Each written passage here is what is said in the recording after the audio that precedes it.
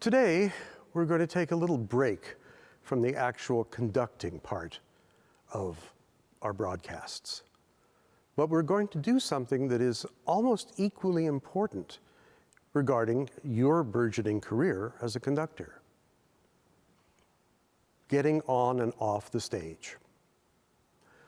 Deportment is what we call it. And it's crucial because many people in the audience form an opinion about you, not based on your music making, but simply how you come and present yourself on stage at the beginning. When I was a student and making my first appearances in major halls, one of them, Carnegie Hall, had a presentation of the Beethoven Concerto for piano, violin, cello, and orchestra.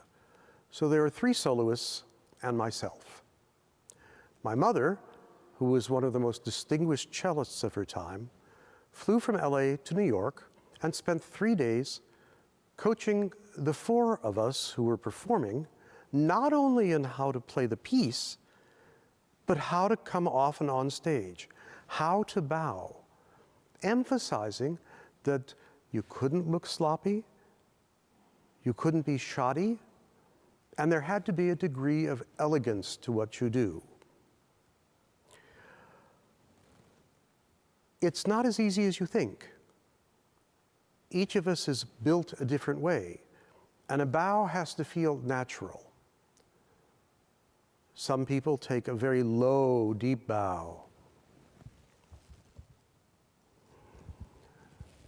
Others acknowledge with just a head nod. Me? I tend to think I'm trying to reach the person in the very back of the auditorium and possibly up in the balcony, just by looking up a little bit and acknowledging that way. It suits my physiognomy the best. This matter of how we look is crucial also because people forget sometimes that we are a visual medium as well as an oral one.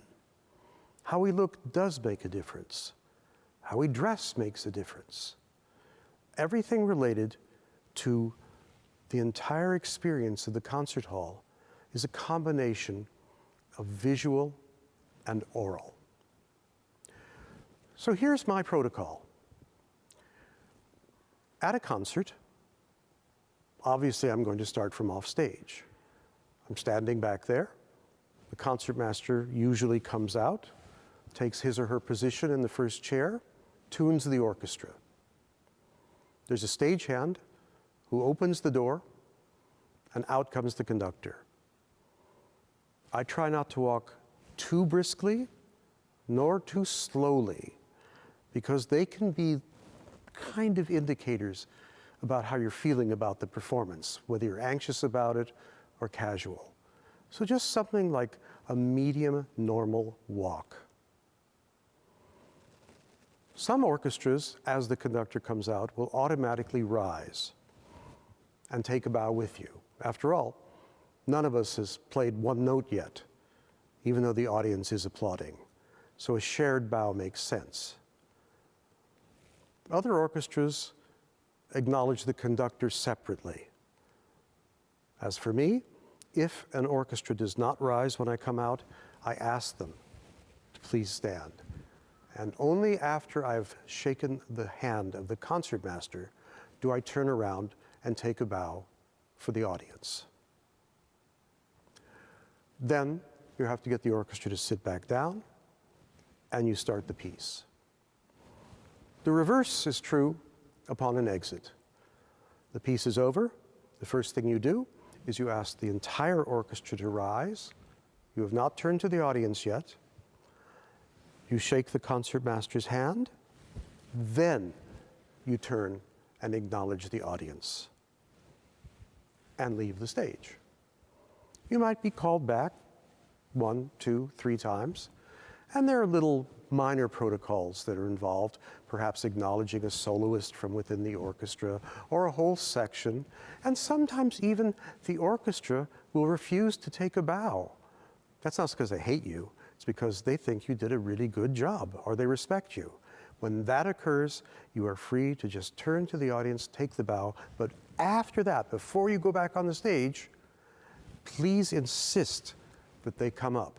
You could not have done a good job at a concert without the musicians. That's critical and important. So let's see, even without anybody on this stage, how the process looks.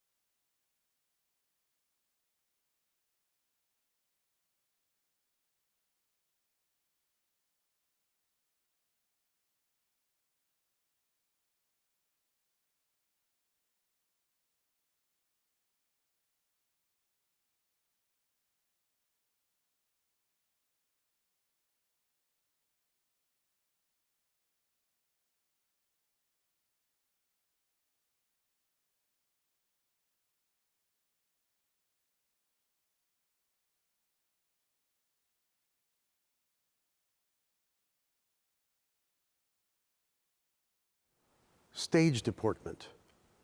Very, very important. Also important, what you wear.